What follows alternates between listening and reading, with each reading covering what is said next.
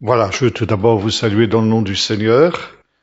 C'est un plaisir pour moi de découvrir ce lieu de culte.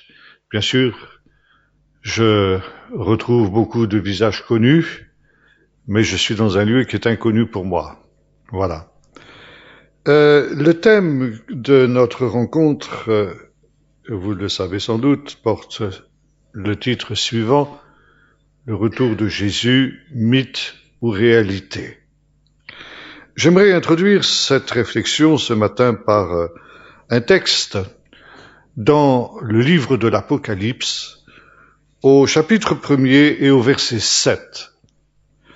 Ce texte est une combinaison de différents textes de l'Écriture, et notamment de ce qui est en relation avec le livre de Daniel, sur lequel, pour traiter notre sujet, nous aurons également à revenir. Voici, il vient avec les nuées, et tout homme le verra, même ceux qui l'ont percé, et toutes les tribus de la terre se lamenteront à son sujet. Et un deuxième texte, dans la première épître de Paul aux Corinthiens, texte très court, au chapitre 16 et au verset 22, qui est la conclusion de l'épître par l'apôtre. Si quelqu'un n'aime pas le Seigneur, qu'il soit anathème, Maranatha. Ce mot Maranatha est une expression araméenne composée de deux mots araméens. Maran, c'est-à-dire le maître, le Seigneur, Atha est celui qui vient. Ce mot, il est très intéressant de constater, est gardé dans sa langue originale, dans cette épître aux Corinthiens, qui est écrite en grec, qui était la langue des destinataires de l'épître, à savoir les Corinthiens.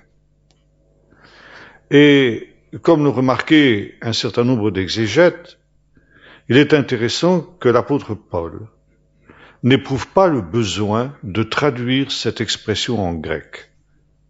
Il la garde en araméen, bien que l'araméen ne soit pas la langue des Corinthiens.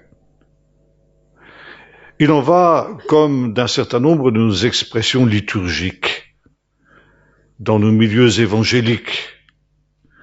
Et nous avons deux mots hébreux que nous n'avons pratiquement pas besoin de traduire et qui sont spécifiques aux pentecôtistes et aux charismatiques. C'est le mot Amen et c'est le mot Alléluia. Ce sont deux mots hébreux avec lesquels nous sommes familiers parce qu'ils font partie de nos expressions, on pourrait dire aussi liturgiques. Et les spécialistes sont arrivés à la conclusion que ce mot Maranatha faisait partie aussi, au même titre que les mots Amen et Alléluia, du vocabulaire liturgique de tous les chrétiens de l'Église ancienne, y compris ceux pour lesquels l'araméen n'était pas la langue maternelle. Ça veut dire que cette réalité, à savoir que le Seigneur vient, était quelque chose qui était central dans la foi des premiers chrétiens. Et l'espérance de l'Église ancienne tournait autour de cette réalité du retour de Jésus. Comme j'avais l'occasion de le dire à Yverdon, bien souvent, l'espérance du chrétien est celle d'une survie après la mort, celui d'avoir une maison dans le ciel. Alors, c'est pas faux, bien sûr, mais la véritable espérance de l'Église ancienne n'était pas celle-là. L'espérance de l'Église ancienne, c'était de pouvoir participer à cet événement, qui était l'événement majeur et central, celui du retour du Seigneur. Ce matin, je voudrais commencer par vous parler de de ce retour du Seigneur, celui qui vient sur les nuées, comme cela nous est rappelé dans le texte que nous avons lu, mais dans ce que l'on a l'habitude d'appeler dans nos milieux l'Ancien Testament. Alors, excusez-moi, mais pendant ces quelques heures que nous passerons ensemble, c'est la seule fois que j'emploierai cette expression Ancien Testament. C'est une expression que je rejette. Et c'est une expression qui n'est pas biblique. En tout cas, il y a 2 fois cette expression dans le Nouveau Testament, mais pas du tout dans le sens qu'on lui donne. Ancien Testament, ça veut dire quelque chose de caduc, quelque chose de dépassé, quelque chose qui ne nous concerne plus. Et beaucoup de chrétiens me disent qu'ils ne lisent jamais l'Ancien Testament, vous vous rendez compte? Il y a des guerres. Nous, les Suisses, on n'aime pas la guerre. Il y a toutes sortes de choses bizarres. Alors on lit que le Nouveau Testament. Et même un pasteur me disait, je ne prêche jamais sur l'Ancien Testament, je prêche toujours sur l'Ancien. Pardon, l'inverse. Je ne prêche jamais sur l'Ancien Testament, je prêche toujours sur le Nouveau. Or, s'il n'y a pas ce que l'on appelle l'Ancien Testament, il n'y a pas de Nouveau Testament non plus. Et il ne faut pas oublier que la seule Bible de Jésus, la seule Bible des apôtres et la seule Bible de l'Église ancienne, c'était justement ce que nous appelons l'Ancien Testament pour une simple raison, c'est que de leur temps, le Nouveau n'existait pas. Et jamais cet ensemble de livres sacrés n'est qualifié d'Ancien Testament, c'est-à-dire d'Ancienne Alliance, puisque vous le savez, dans ce sens, le mot testament a le sens qu'il avait en vieux français, ça veut dire d'alliance. Mais les apôtres, Jésus, et par conséquent le Nouveau Testament, nous parlent de l'écriture ou les Écritures. Et c'est le mot que j'emploierai. Et quand je vous parlerai de l'écriture ou des écritures en hébreu, ça se dit Mikra, jusqu'à aujourd'hui, c'est le nom qui est donné par les Juifs à ce texte que nous appelons l'Ancien Testament. Quand je vous parlerai d'écriture ou des écritures, c'est de l'Ancien Testament auquel je me référais. Voilà, je ferme la parenthèse pour que les choses soient bien claires. Je voudrais vous parler de la venue de Jésus dans précisément les Écritures. Parce que on ne peut pas comprendre le Nouveau Testament, et là j'emploie l'expression Nouveau Testament parce qu'elle est biblique, cette expression.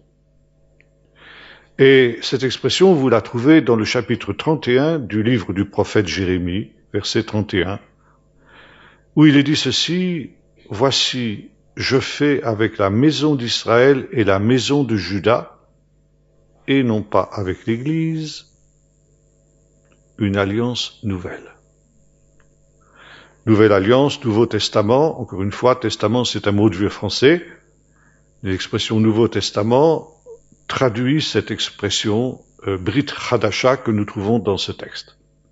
Par conséquent, ici, ce texte est biblique, même si cette alliance a été conclue avec Israël, mais ça c'est un autre sujet que je ne peux pas vous exposer parce que c'est pas là on dévirait de notre sujet, a été ouverte ensuite aux nations, mais nous, les chrétiens d'origine non juive, nous sommes, comme Paul nous le rappelle dans le texte de Romains 11, greffés sur l'olivier d'Israël, c'est-à-dire greffés à l'intérieur de cette nouvelle alliance qui a été conclue avec le peuple d'Israël.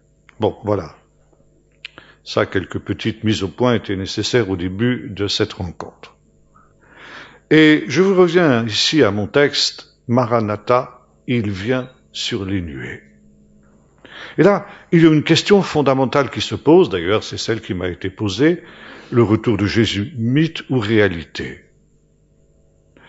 Lorsque nous regardons les textes du Nouveau Testament, il est évident que cette espérance du retour de Jésus, d'un Jésus qui était venu comme le serviteur souffrant d'Ésaïe, pour donner sa vie en rançon pour une multitude, et pour ensuite ressusciter des morts, cette vérité était au cœur de la foi des chrétiens anciens, mais avec aussi une espérance qui en était la conséquence directe.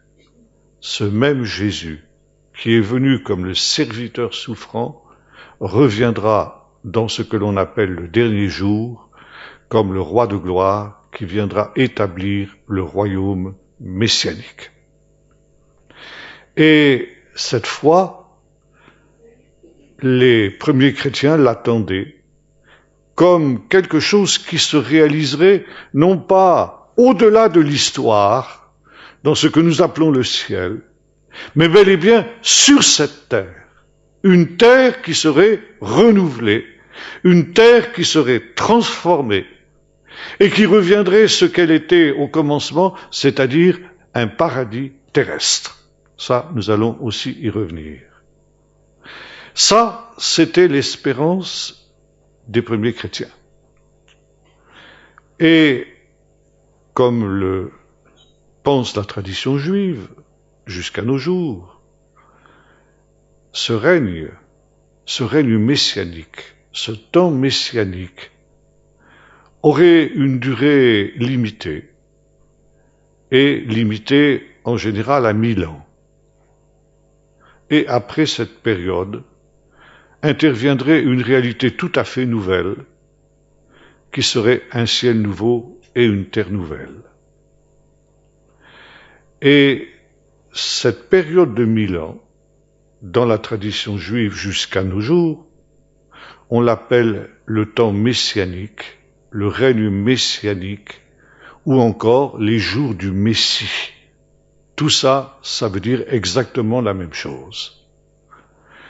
Et cette foi qui était au départ une foi exclusivement juive, est devenue la foi de l'Église ancienne dans sa totalité, au moins jusqu'à la moitié du IIe siècle de notre ère. Et à partir de ce moment-là, on a commencé à douter de cette réalité. Et notamment, ce que l'on a appelé la controverse chiliaste dans l'histoire de l'Église, d'un mot grec qui signifie 1000.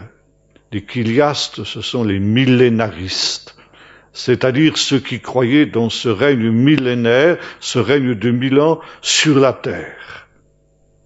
Mais à partir du milieu du IIe siècle, où l'Église était essentiellement composée de non-juifs, on était tellement spirituel qu'on ne pouvait pas imaginer que le Seigneur revienne pour établir un royaume matériel. Et on a pensé que, en fin de compte, lorsque l'Empire romain est devenu chrétien, au IVe siècle de notre ère, on était entré dans ce règne, dans ce temps du règne du Christ, du règne messianique. Et que par conséquent, il n'y avait plus qu'à attendre cette terre nouvelle et ce nouveau ciel. Et on a cessé d'avoir cette espérance de la venue du Seigneur pour établir son royaume sur cette terre. Et peu ou prou, cette doctrine amillénariste, comme on l'a appelée, est devenue la doctrine officielle de la plupart de toutes les églises historiques. Ce n'est que dans les réveils du XIXe siècle, déjà au XVIIIe siècle, ça avait commencé un peu, que l'on s'est demandé si, après tout, cette idée juive d'un royaume messianique terrestre n'était pas quelque chose de profondément biblique.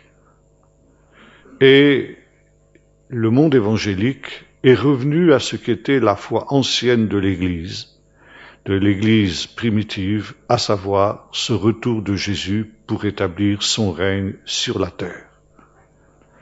Mais, à nouveau aujourd'hui, à cause de toutes sortes de vicissitudes politiques en ce qui concerne le Moyen-Orient, nombre de chrétiens évangéliques à nouveau reviennent à cette vieille idée de l'amillénarisme, à savoir qu'il n'y a pas à attendre ici-bas un royaume terrestre, mais que notre royaume est uniquement céleste. Il est au-delà de l'histoire, il est au-delà de cette terre. Alors, il y a une question qui amène souvent cette prise de position, c'est que l'on constate que dans l'histoire de l'Église, il y a eu des résurgences de cette foi dans le retour de Jésus.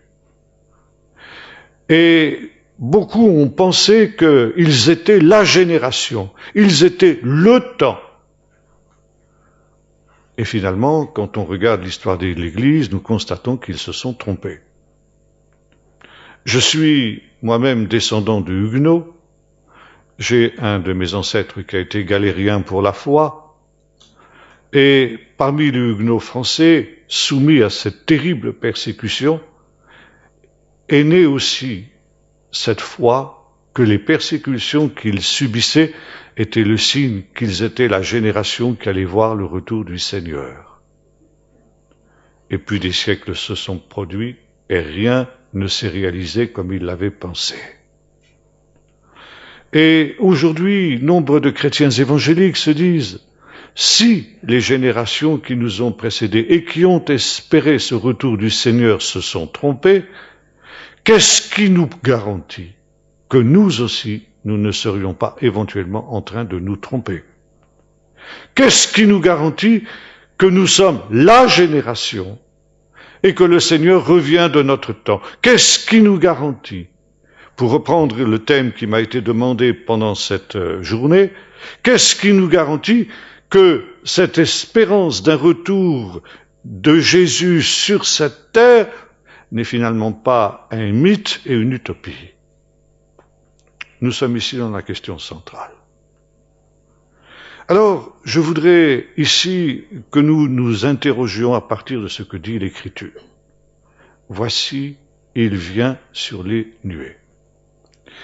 Et cette expression, comme je vous l'ai dit tout à l'heure, elle est tirée de l'Apocalypse de Daniel. Car le livre de Daniel n'est pas à proprement parler un livre prophétique. D'ailleurs, dans le canon juif de l'Écriture, il n'appartient pas à ces livres que l'on appelle aussi dans la tradition juive les livres prophétiques. Le livre de Daniel est une apocalypse. Alors il faut définir aussi ici ce que signifie le mot apocalypse.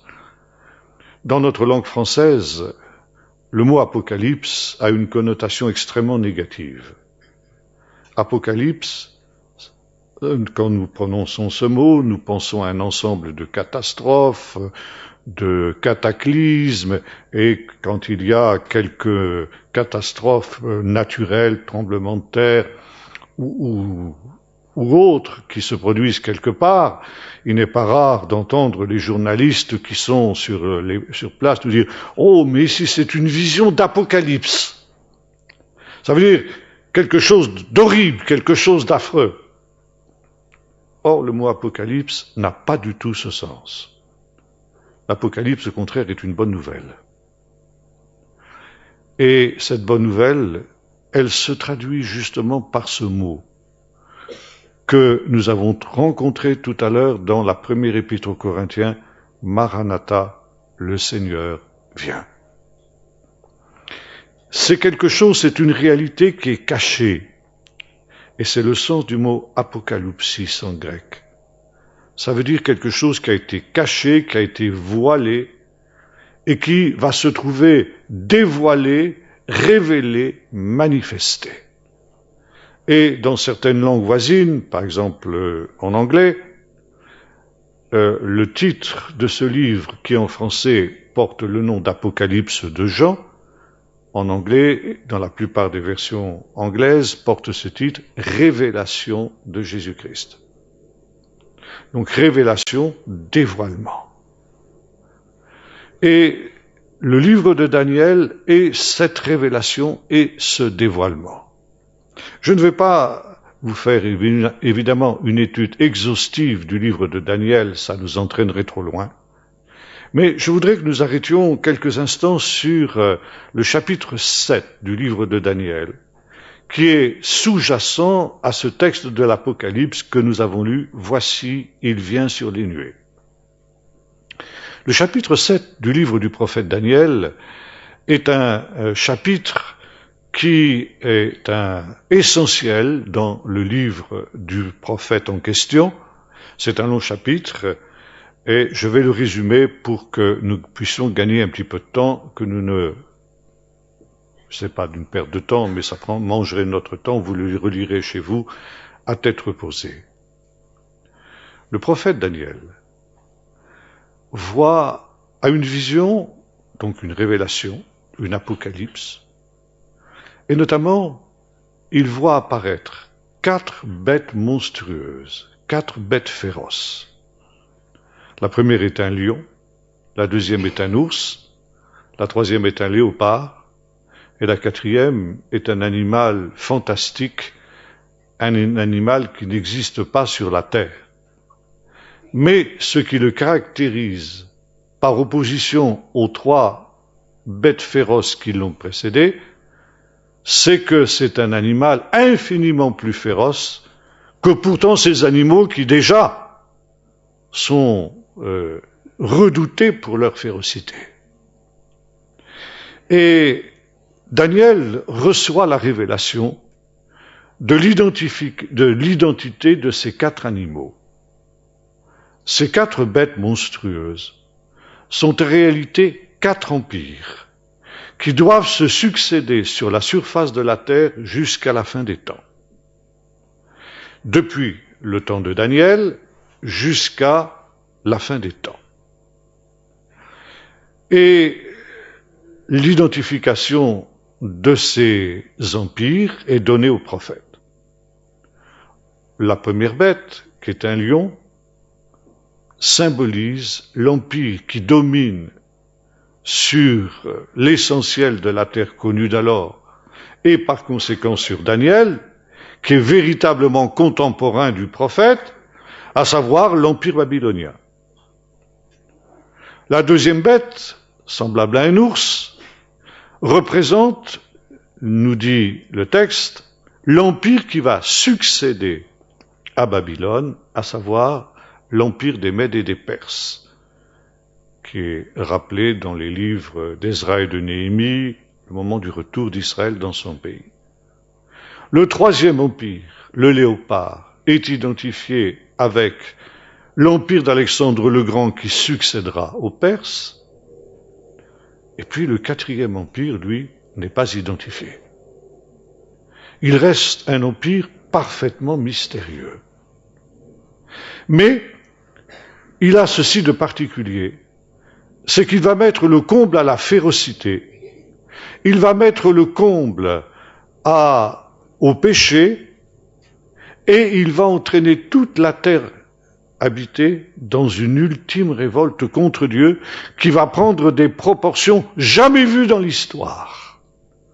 Et notamment, une marque de cette méchanceté, de cette hostilité, de cette quatrième bête, autrement dit de ce quatrième empire, contre les choses de Dieu, c'est qu'il va y avoir une corne qui va sortir de cette bête et qui va s'élever jusqu'au ciel avec une bouche arrogante qui va proférer des blasphèmes tels contre Dieu que la patience de Dieu, cette patience de Dieu qui s'est manifestée pendant le règne des 3 empires précédents, maintenant a atteint son terme.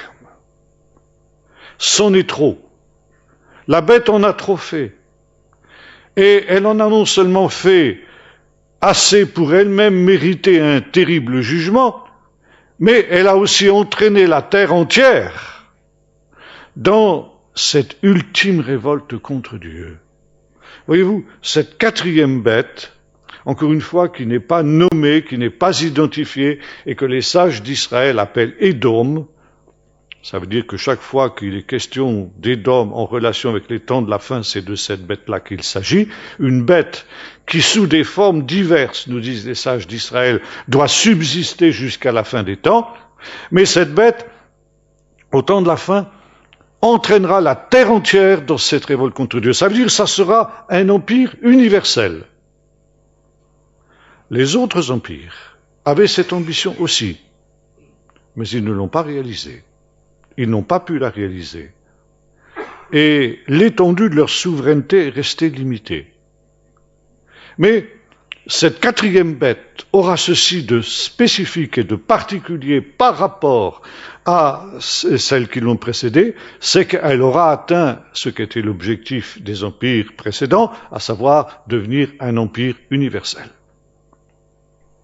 Toute ressemblance avec des événements actuels ne serait que pure coïncidence. Quand on parle aujourd'hui de grand village mondial, de mondialisation, de gouvernement mondial, il en est de plus en plus question parce que justement les problèmes sont devenus tellement complexes aujourd'hui dans le monde que on estime un peu partout chez les dirigeants de différents pays que le seul moyen de résoudre ces problèmes, eh bien, réside dans la création d'un gouvernement mondial. Déjà, à la fin de la Deuxième Guerre mondiale, la première aussi d'ailleurs, quand on a commencé à créer ce qu'on appelait la Société des Nations, puis ensuite, après la Deuxième Guerre mondiale, l'Organisation des Nations Unies, l'ONU, c'était déjà l'embryon de ce gouvernement mondial. Et aujourd'hui, il y a une formidable accélération dans ce sens-là, de telle sorte que l'apparition d'un gouvernement mondial qui englobe toute la Terre, que l'on appelle déjà le grand village mondial, n'est plus qu'une question de temps. Et ça, c'est quelque chose de nouveau par rapport aux générations qui nous ont précédés. Jamais, dans aucune autre génération, il n'y a eu cette possibilité d'envisager comme quelque chose de vraisemblable et de probable la création d'un empire universel.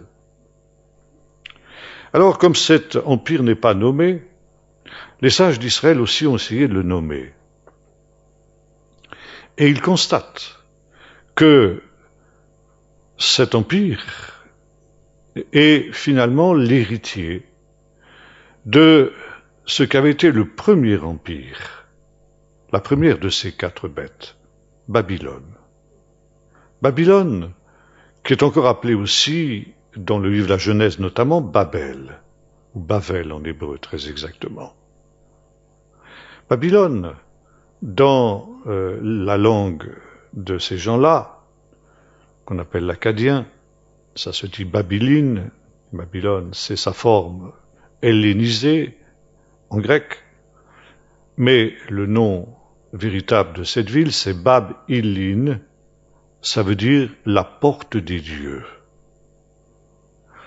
Et c'était aussi l'ambition d'un empire universel.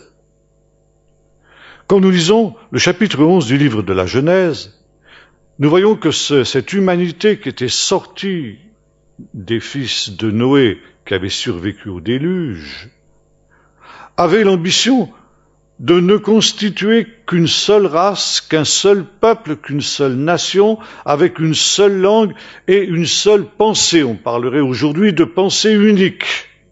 Là aussi, toute ressemblance avec des événements actuels ne serait que pure coïncidence. Et par conséquent, on avait créé une ville qui était une ville universelle. Là aussi, on avait créé un grand village mondial. Et à la tête de cet empire universel, ce premier empire, ou cette première tentative en tout cas, de créer un empire universel, il y avait un personnage qui est évoqué dans le chapitre précédent, c'est-à-dire le chapitre 10 du livre de la Genèse, et qui s'appelle en hébreu Nimrod. Nimrod, ça vient d'une racine hébraïque, Limrod, qui signifie se révolter. Nimrod, c'est le révolté. Et il nous est dit qu'il était grand chasseur devant l'Éternel. Alors, ça peut se comprendre devant l'Ifné Adonai, ça peut se traduire aussi, ça peut se comprendre contre Dieu, en face de Dieu, en opposition à Dieu.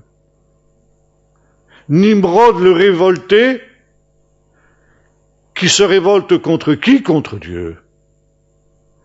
Et ce premier empire mondial, cette Babel, c'est la ville, c'est le monde de l'homme d'où Dieu est exclu. Et pourquoi cette ville s'appelle-t-elle Babilim, la porte des dieux? Qui sont les dieux qui, en quelque sorte, dominent sur la porte? Vous savez, la porte, c'est aussi un grand symbole dans la Bible. Il nous est dit, par exemple, que quand Rebecca quitte ses parents pour se rendre avec le serviteur d'Abraham pour épouser Isaac, sa famille la bénit et lui dit, notre sœur, puisses-tu devenir des myriades de myriades et que ta postérité possède les portes de ses ennemis. La porte, c'était l'endroit stratégique d'une ville. Et quand un ennemi, un assaillant, avait pris le contrôle d'une porte, il était sûr qu'il avait la domination sur la ville. Posséder les portes de ses ennemis, expression qu'on retrouve aussi plusieurs fois dans la Bible, ça signifie avoir le contrôle, avoir la domination, avoir la souveraineté sûre. Et vous retrouvez ça dans un langage quasi moderne, par exemple, en arabe, nous avons la même idée. Et par exemple, du temps où l'Empire ottoman fleurissait, on appelait le siège du gouvernement ottoman, le palais du sultan, on l'appelait la sublime porte. La porte était l'endroit où l'Empire ottoman était régi, était dirigé. Et par conséquent, parler de Babylone comme la porte des dieux, ça veut dire l'endroit où l'on contrôle le monde. La porte du monde. Et qui sont ceux qui contrôlent le monde? Les dieux? Non, les hommes. Les hommes qui se sont divinisés. La porte du Dieu, c'est nous qui nous dirigeons nous-mêmes, nous les hommes, parce que c'est nous les véritables dieux. Il n'y a pas de Dieu. Ça n'existe pas. Et si nous disons que Dieu n'existe pas, eh bien, qui est Dieu? C'est nous les hommes qui sommes les dieux. Vous retrouvez ça aussi chez Paul. On va en parler dans un instant. Et il y a une autre expression qu'on trouve dans ce récit de la tour de Babel qui est très intéressant et qui est le péché des gens de Babel. Quelle est la raison pour laquelle Dieu s'est opposé à ce projet-là? Qu'est-ce qu'il avait contre cette ville de Babel? Vous allez me dire, le fait qu'il en était exclu, oui, c'est vrai. Mais quel était le péché des gens de Babel? Avoir voulu construire une tour trop grande? Pas, c'était une taupinière aux yeux de Dieu, cette tour qu'ils avaient construite. C'était pas ça qui était propre à inquiéter Dieu, bien sûr. Est-ce que c'était le fait qu'ils avaient voulu constituer ce grand village mondial et qu'ils n'avaient pas voulu se disperser sur toute la surface de la terre? Mais dans la Bible, le rassemblement, c'est toujours quelque chose de positif, et la dispersion, l'exil, c'est toujours quelque chose de négatif. Et quand Dieu va mettre fin à ce projet en dispersant les hommes de Babel, ça veut dire qu'il va exercer un jugement contre ce projet-là. Quel est donc le péché des gens de Babel? Faisons-nous un nom. Et là aussi, c'est comme pour la porte, il faut comprendre la culture biblique. Pour nous, un nom, c'est tout simplement un écrit sur un état civil qui représente notre identité. Pour la Bible, le nom, c'est l'identité de la personne même. c'est son être profond. Et c'est pourquoi, même après un décès, on ne doit pas oublier le nom du défunt, parce que d'une certaine manière, si le nom du défunt n'est pas oublié, il continue à vivre, il continue à exister. Et qui est celui qui donne un nom? Ce sont les parents. Pourquoi? Parce que justement, nommer quelqu'un ou nommer quelque chose, c'est prendre autorité sur cette personne, comme pour la porte dont nous avons parlé tout à l'heure. Et lorsque Dieu crée au commencement le ciel et la terre, lorsque il voit ce qu'il a créé, il nomme ce qu'il a créé. La lumière, il l'appelle jour, et les ténèbres, il l'appelle nuit. Les eaux d'en haut, il les appelle ciel, et les eaux d'en bas, il les appelle mer. Et puis, le sec, il l'appelle terre, et l'amas des eaux, il l'appelle également mer. En nommant les objets qu'il a créés, Dieu prend autorité sur ces objets. Il les a créés, il en est le maître, il a des droits sur ces objets puisqu'il les a créés, alors il les nomme. Et quand il a délégué son pouvoir à l'homme, en lui disant ce qui est le premier commandement donné à l'être humain, quand je pose la question, quel est le premier commandement qui a été donné à l'homme? 9 fois sur 10, on me répond, ne pas manger de l'arbre de la connaissance du bien et du mal. Désolé, c'est le deuxième commandement, celui-là. Le premier commandement est le suivant, soyez féconds, multipliez, remplissez la terre, assujettissez-la, dominez sur les animaux. Et dans le deuxième chapitre de la Genèse, nous voyons Dieu qui fait venir les animaux vers l'homme, afin que l'homme leur donne des noms. Et voyez-vous, en donnant des noms aux animaux, l'homme va accomplir le commandement que Dieu lui a donné, dominer sur les oiseaux du ciel, sur les reptiles de la terre et sur les poissons de la mer. C'est pas Dieu qui nomme, c'est l'homme qui nomme, parce que Dieu lui délègue son pouvoir sur les animaux. Et c'est la raison pour laquelle, jusque dans notre culture moderne, quand un enfant naît, ce sont les parents qui le nomment. Et en nommant cet enfant, les parents disent en substance ceci, cet enfant, nous le reconnaissons comme notre enfant. Nous reconnaissons que nous avons des responsabilités, que nous avons une autorité sur lui. Et c'est pourquoi nous le nommons. Vous avez un texte magnifique dans le chapitre 43 du livre du prophète Ésaïe où vous retrouvez ça, où le Seigneur dit à Israël, qui est encore dispersé, il lui dit, ne crains pas, Israël,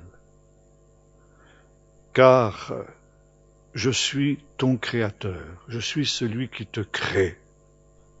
Ne crains pas, je suis avec toi. Je t'appelle par ton nom, et par conséquent, tu es à moi. Puisque je t'ai appelé par ton nom, tu es à moi, tu m'appartiens. Et c'est là le péché des gens de Babel. Ils ne veulent pas être nommés par Dieu. Par conséquent, ils ne veulent pas appartenir à Dieu. Ce sont des révoltés. Et par conséquent, ils veulent se nommer eux-mêmes. Faisons-nous un nom. Ça veut dire soyons nos propres maîtres. C'est la vieille devise des anarchistes. Ni Dieu ni maître. Là aussi, vous voyez, l'histoire se répète.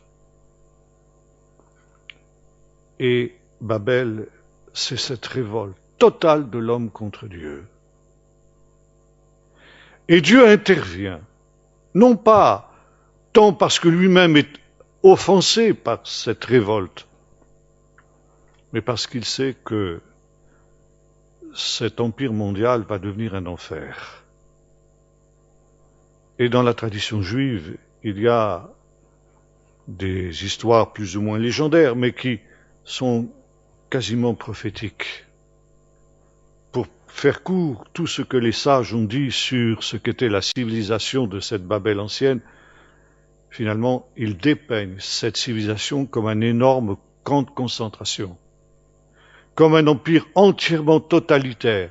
Et la tour, notamment, selon eux, avait pour fonction, il y avait des observateurs qui étaient là et qui pouvaient dominer toute la ville et qui pouvaient voir ce qu'était la conduite de chacun. C'était Big Brother. d'Orwell, c'est exactement la même chose. Chacun était épié, chacun était surveillé, et s'il ne se comportait pas bien, alors il était châtié, il était emprisonné, il était mis à mort, pour les cas les plus graves. Donc, un véritable enfer. Et pour éviter justement que ce système ne se ferme, n'emprisonne tous les hommes dans ce carcan, Dieu, par son jugement, a exercé un acte de miséricorde.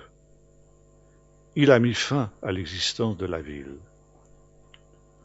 Et il nous est dit, les hommes de Babel ont cessé de construire la ville. Et Babylone, est restée une ville inachevée. Mais voyez-vous, dans l'histoire de l'humanité, jamais les hommes n'ont cessé de rêver à la reconstruction de Babylone.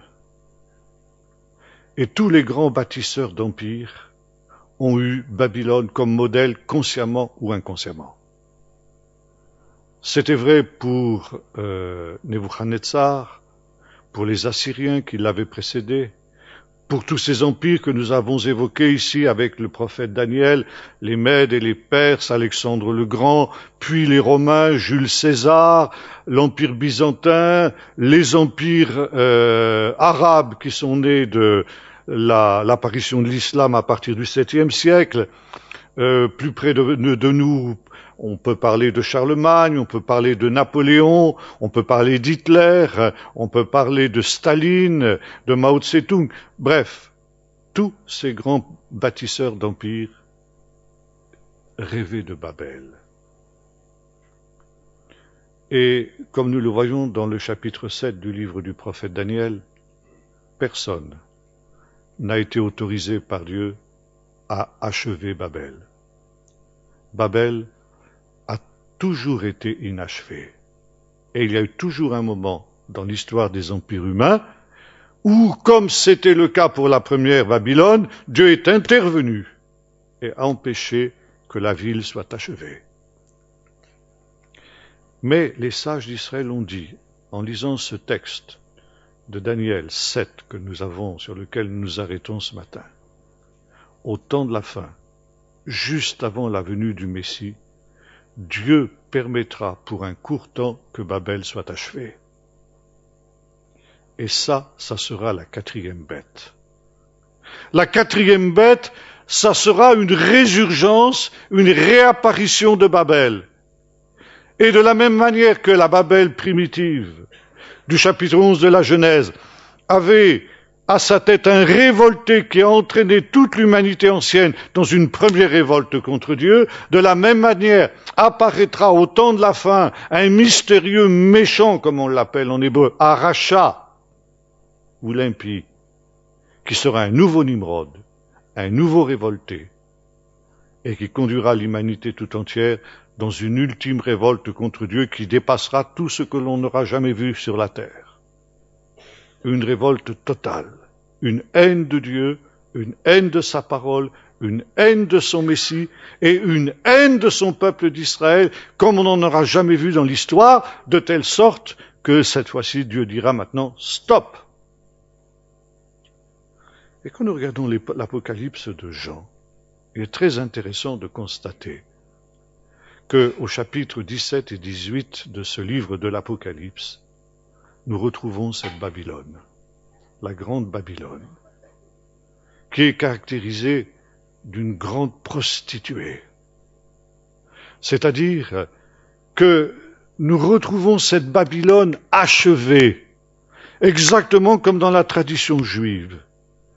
Et cette ville qui est devenue un empire universel, ça veut dire ce que aucun empire avant elle n'a réussi à matérialiser, elle a réussi à le réaliser. Et les hommes sont dans l'admiration devant cette prostituée. Et cette prostituée est tellement sûre d'elle-même qu'elle déclare « Je ne serai jamais veuve, je ne serai jamais privée d'enfant, je suis là pour l'éternité. » Et Dieu dit « Tu ne sais pas que ta ruine va venir en 1 heure. En 1 heure, tout va être détruit. » Mais Dieu va permettre effectivement que pour un temps, cette grande Babylone soit achevée. Cette grande Babylone, dans le livre de l'Apocalypse, nous la retrouvons également sous la forme de cette 4e bête de Daniel. Et au chapitre 11, puis au chapitre 12 du livre de l'Apocalypse, Jean voit monter de la mer. Et la mer, dans la Bible, notamment dans les psaumes, mais chez les prophètes aussi, est souvent l'image des nations. Par conséquent, une bête qui monte de la mer, ça veut dire une bête qui domine sur l'ensemble des nations. Et cette bête, elle va, comme la bête de Daniel, proférer des blasphèmes. Des blasphèmes inouïs contre Dieu. En France, nous en savons quelque chose. Où nous avons un journal qui a défrayé la chronique cet an dernier. Je pense qu'en Suisse, vous avez dû en entendre parler. Pour ne pas le nommer, il s'appelle Charlie Hebdo. Et il a fait du blasphème, non seulement contre l'islam, mais également contre le christianisme, son fonds de commerce. Et plus de 3 millions de Français sont sortis manifester, non pas pour le droit à l'expression, mais pour le droit au blasphème. Or, il y a une chose que Dieu ne peut pas tolérer, c'est que sa gloire, son honneur, soit traîné dans la boue. C'est la limite à ne pas franchir. Et lorsqu'on arrive à ce stade, eh bien, se passe ce que nous décrit le chapitre 7 du livre du prophète Daniel. Dans le temple céleste, quelque chose se passe. Parce qu'il y a un temple céleste comme il y a eu un temple terrestre. Et si vous lisez l'Épître aux Hébreux en particulier, vous apprenez que le temple terrestre, le tabernacle d'abord, et puis ensuite le temple de Salomon, ont été construits sur le modèle du temple céleste. Moïse est monté sur la montagne, et selon la tradition juive qui est reprise dans l'Épître aux Hébreux, le ciel s'est ouvert, il a vu le sanctuaire céleste, et il a reproduit les plans du tabernacle d'après ce qu'il avait vu dans le ciel.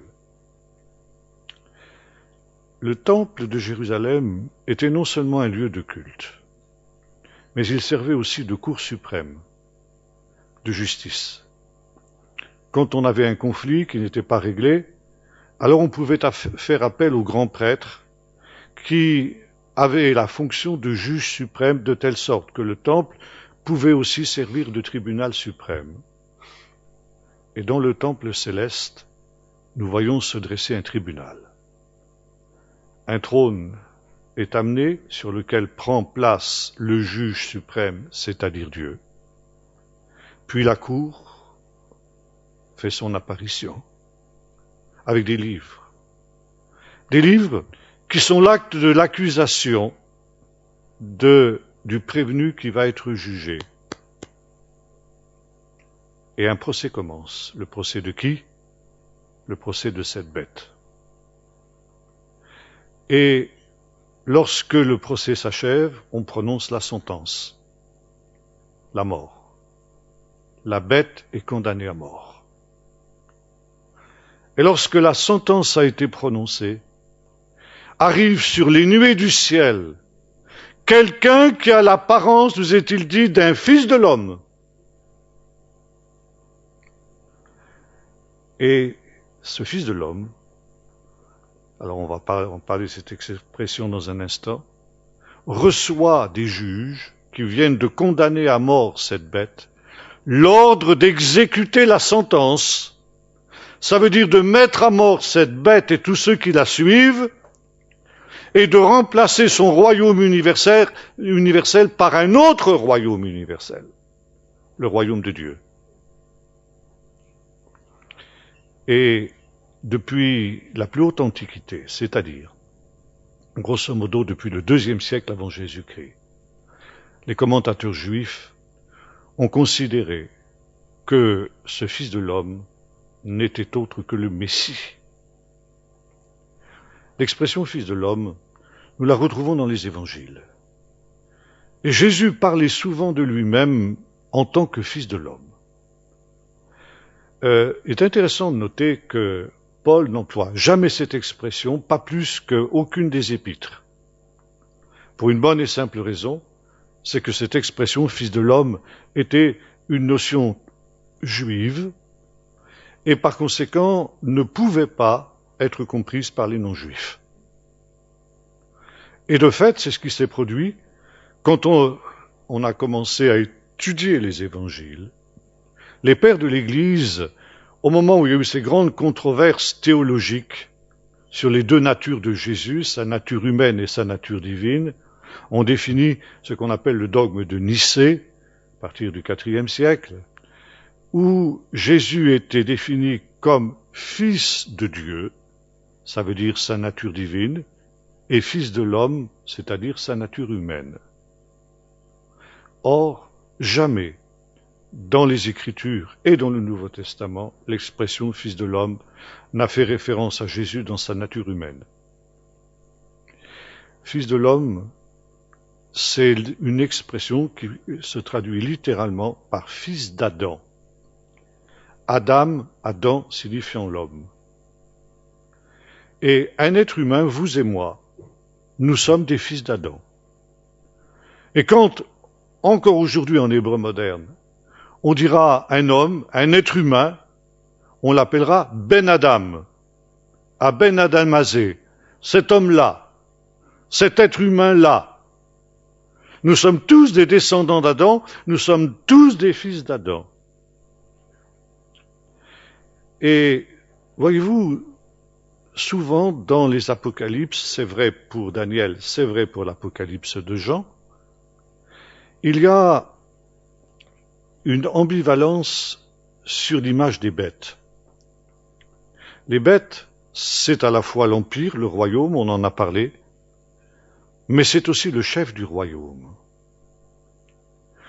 Et lorsque l'ange explique cette vision du Fils de l'homme qui vient sur les nuées du ciel, se présenter devant l'Ancien des jours, c'est-à-dire devant Dieu, il reçoit autorité, puissance et pouvoir sur la bête, mais également il reçoit pour mission, nous est dit, les saints du Très-Haut posséderont le royaume ou posséderont le règne. Et ça veut dire que le Fils de l'homme est non seulement un individu, donc qui était assimilé avec le Messie, mais il est également le royaume qui va remplacer le royaume de la bête. Ça veut dire qu'après les 4 royaumes qui sont des bêtes féroces et qui sont des empires humains, il va y avoir un 5e royaume qui va apparaître sur cette terre. Et ce royaume sera le royaume des saints du Très-Haut, c'est-à-dire le royaume de Dieu. Et à la tête de ce royaume, il n'y aura pas un révolté, mais il y aura un fils d'Adam, ou plus exactement un 2e Adam. Parce que justement, on a fait ce rapprochement. Le premier Adam, il a failli lamentablement. Alors, Dieu est obligé de faire une nouvelle création. Et au temps de la fin, au temps où les conséquences du péché d'Adam auront déployé toute leur... se sont déroulées jusqu'à arriver à un point où la vie sur la terre sera absolument impossible, où on sera dans un système totalitaire mondial, où la vie sera absolument infernal. Ayant montré, les hommes ont voulu être indépendants, ils ont voulu se révolter de Dieu. Dieu a dit, ok, allez-y, montrez ce que vous êtes capable de faire. Eh bien, ça apparaîtra. Le temps de la fin sera un temps de détresse, nous dit le prophète Daniel, chapitre 12, comme il n'y en a jamais eu et comme il n'y en aura jamais sur la terre. Et le livre de l'Apocalypse nous dit que dans ce temps-là, ce sera tellement épouvantable que les hommes chercheront la mort et ne la trouveront pas. Et quand on arrivera à ce stade, nous dit, bon ben voilà ce que les fils d'Adam, les fils du premier Adam ont été capables de faire. Maintenant, stop. C'est moi qui reprends les choses en main. Et par conséquent, je vous envoie un deuxième Adam, qui sera pourtant un fils d'Adam aussi, un fils du premier Adam. Mais ce sera un deuxième Adam. Et ça, c'est le Messie. Et le fils de l'homme, ou le fils d'Adam, c'est ce que le judaïsme, c'est la conception la plus noble, la plus raffinée que le peuple d'Israël ait élaboré du Messie. Le Fils de l'homme, c'est le Messie dans son rôle de juge des derniers jours et de roi du royaume de Dieu. Et ce fils d'Adam, il va donc éliminer ce royaume de la bête et il va créer un cinquième royaume. Maintenant, ce n'est pas un hasard si les empires humains sont caractérisés par des bêtes féroces et je dirais de plus en plus féroces au fur et à mesure que le temps passe. Tandis que le royaume de Dieu, le cinquième empire, est représenté par un être humain. Ben Adam, un être humain. C'est une manière aussi de nous dire que les empires humains, tous les empires humains, sont des empires bestiaux, féroces, sans cœur ni entrailles. Comme dira Jésus à ses disciples le soir de Pâques, les rois des nations les tyrannisent, et ceux qui les dirigent dominent sur eux avec dureté. Et ils se font, malgré cela, ils exigent d'être appelés bienfaiteurs, alors que ce sont des tyrans. Il n'y a pas de pouvoir humain qui ne devienne pas à terme tyrannique. Voilà ce que nous enseigne l'Écriture. Et c'est pourquoi le monde politique, comme nous le lisons dans l'histoire des trois tentations, est un monde qui est dominé par la puissance de Satan. Tous ces royaumes, dit Satan à Jésus, m'ont été donnés et je les donne à qui je veux. Par conséquent, ici, c'est la caractéristique des empires humains. Comme l'a dit quelqu'un très justement, tout pouvoir corrompt et le pouvoir absolu corrompt absolument. Mais lorsque viendra le cinquième royaume, le royaume de Dieu, le royaume messianique, ce sera un empire qui sera dirigé par quelqu'un qui aura des sentiments humains et non pas par des sentiments bestiaux. Un homme, un être humain qui aura, comme le dit le chapitre 11 du livre du prophète Ésaïe, souci des pauvres et des malheureux. Et qui, du souffle ou de l'esprit de sa bouche, détruira le roi du royaume précédent, que notre tradition chrétienne appelle l'Antichrist, le nouveau Nimrod, le chef du quatrième empire.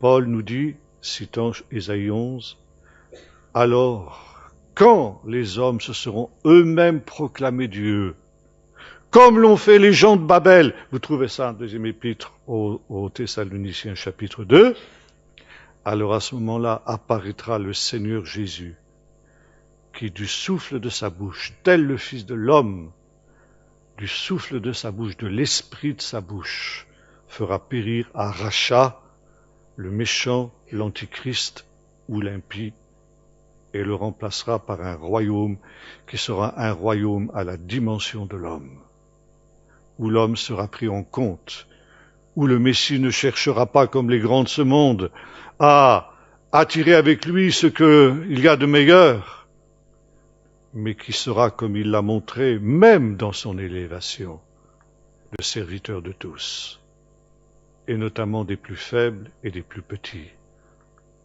Et c'est pourquoi le royaume de Dieu sera caractérisé par ce que l'on appelle, les exégètes appellent l'inversion prophétique. Les petits seront élevés, les humbles seront élevés, et les grands seront abaissés. C'est les béatitudes. Heureux les pauvres en esprit, car le royaume des cieux est à eux. Heureux les affligés, car ils seront consolés. Heureux les humbles, ils posséderont la terre.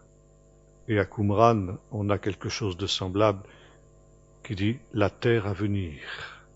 Ça veut dire ce 5e royaume, le royaume de Dieu. Ce sont eux qui seront prioritaires dans ce royaume-là.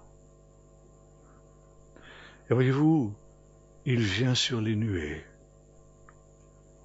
Il vient sur les nuées. La nuée, c'est la présence de Dieu, c'est l'Esprit de Dieu. C'est la manifestation par laquelle Dieu se révèle et en même temps se cache. Quand Jésus est remonté au ciel le jour de l'ascension, une nuée l'a voilé aux yeux des disciples. Et les anges ont dit, il reviendra de la même manière sur les nuées du ciel, mais cette fois-ci, tout le monde le verra.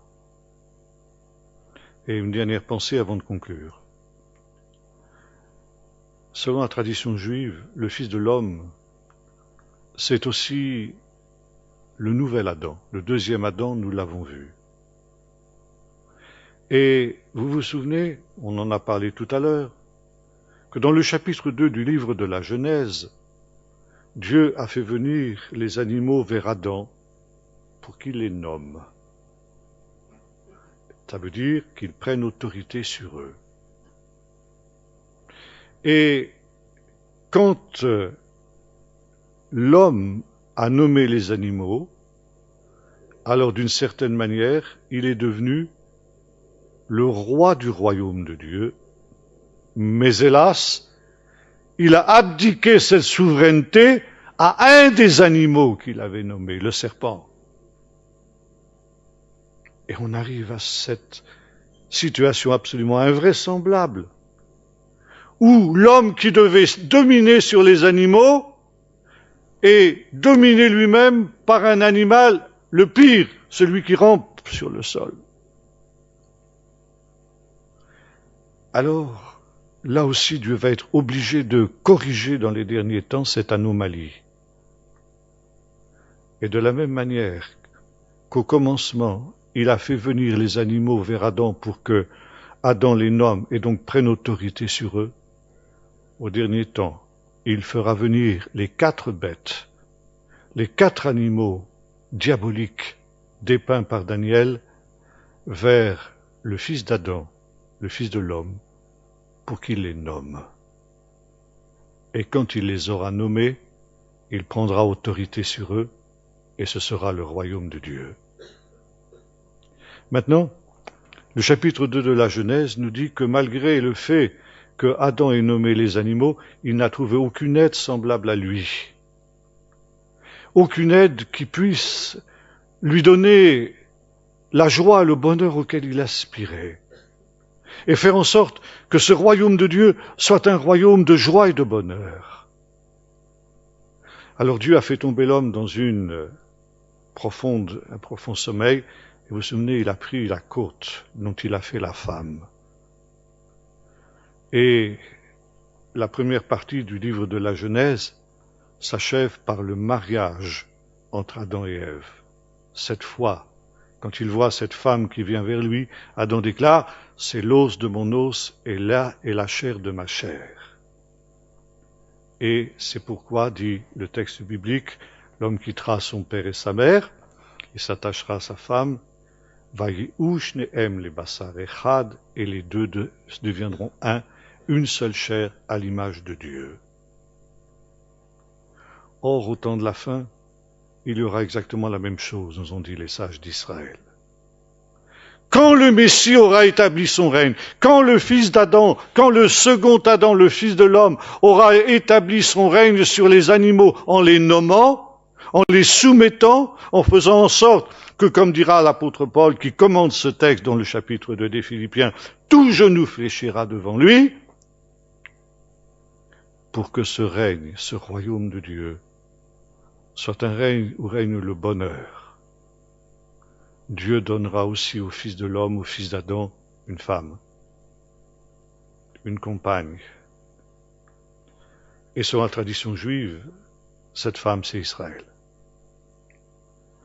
Alors, vous allez me dire, oui, mais quand nous lisons le Nouveau Testament, nous lisons autre chose. Éphésiens chapitre 6, l'épouse de l'agneau, l'épouse du Messie, c'est l'Église. Alors, c'est qui l'épouse? C'est Israël ou c'est l'Église? Ma réponse, c'est les deux. Parce qu'au temps de la fin, les deux n'en feront plus qu'un. Je vous ai parlé tout à l'heure de cette greffe. Nous sommes greffés dans l'alliance qui a été conclue à Israël. Et vous savez comment ça se dit mariage en hébreu? Ça se dit brit, ça se dit une alliance. Et quand le Seigneur dit au temps de la fin, je ferai une alliance nouvelle, un nouveau testament, ça veut dire, je vais à nouveau épouser Israël. À nouveau, il va y avoir un mariage. Comme il y a eu le mariage entre Adam et Ève au commencement, au temps de la fin, il y aura un autre mariage. Et ça, ce sera un état éternel. Dans le ciel, il y aura un festin de noces. Le festin des noces de l'agneau. Un festin qui ne durera pas. Qui ne cessera pas, je veux dire. Et pourquoi la Bible emploie-t-elle l'image d'un mariage pour désigner cet état éternel qui succédera à ce royaume messianique? Pour deux raisons. La première, parce que disent les sages, le jour du mariage est le plus beau jour de la vie d'un homme et d'une femme. Et par conséquent, le bonheur suprême, le bonheur éternel, le bonheur qui sera le bonheur de l'ère messianique, ne peut être que caractérisé par ce qui fait la plus grande joie d'un être humain, homme ou femme, le mariage. Et pas seulement par un mariage, mais par un repas de noces. Pourquoi un repas? Parce que dans la Bible, un repas signifie un temps de réconciliation. Encore aujourd'hui, chez les Bédouins, par exemple, quand il y a eu un conflit entre deux personnes ou entre deux tribus, et que le conflit est résolu, pour sceller la réconciliation, on mange ensemble. Et je pourrais vous prendre de très nombreux exemples dans la Bible où vous trouvez exactement la même idée du sens théologique du repas. Prendre son repas avec quelqu'un dans la Bible, c'est pas anodin. Et à l'époque biblique, on ne connaissait pas le fast-food, où on prenait son repas à toute vitesse, là comme ça, chacun mangeant sur le bout du pouce. On mangeait toujours avec quelqu'un parce que le repas, c'était un temps de communion. On a ça dans notre langue française quand on parle de copains. Qu'est-ce que c'est que des copains? C'est des gens qui mangent le même pain. Ça veut dire qu'ils sont unis, qu'ils sont en communion. C'est ça, des copains. Et voyez-vous, Dieu prépare, comme le dit le prophète Ésaïe, pour le temps de la fin, sur une haute montagne, un festin de mets succulents, un festin de vin vieux. Et sur cette montagne, il anéantit le voile qui recouvre toutes les peuples. Il anéantit la mort pour toujours. Et le repas des noces de l'agneau, ce sera non seulement cette félicité éternelle, cette joie éternelle, mais ce sera un témoignage pour Dieu devant toute sa création. Les hommes, bien sûr, mais les anges et les démons. Dire, vous voyez, j'ai eu un problème avec l'humanité. On a été brouillé à cause du péché. Mais à cause du sacrifice de l'agneau de Dieu, du marié de cette fête que nous célébrons dans le ciel. À cause de son sacrifice, il y a eu réconciliation. Étant réconciliés avec Dieu, nous avons la paix avec lui. Et pour sceller cette réconciliation, nous mangeons. La preuve que moi, le Seigneur, je n'ai plus rien contre le Maniché, c'est que je mange avec eux. Nous sommes réconciliés. Voici, il vient sur les nuées du ciel. Et voyez-vous, c'est cela que nous attendons. Nous attendons ce royaume inébranlable, cette terre nouvelle et ce ciel nouveau, où la justice habitera. Nous allons prier maintenant. Seigneur, nous te bénissons parce que, comme le disait le prophète, tu prépares sur cette haute montagne que représente, Seigneur, cette colline de Sion, qui au temps de la fin, comme le dit le prophète, s'élèvera au-dessus de toutes les autres montagnes, de telle sorte que les peuples y accourront pour chercher ta parole. Sur cette haute montagne, tu prépares ce festin des noces de l'agneau.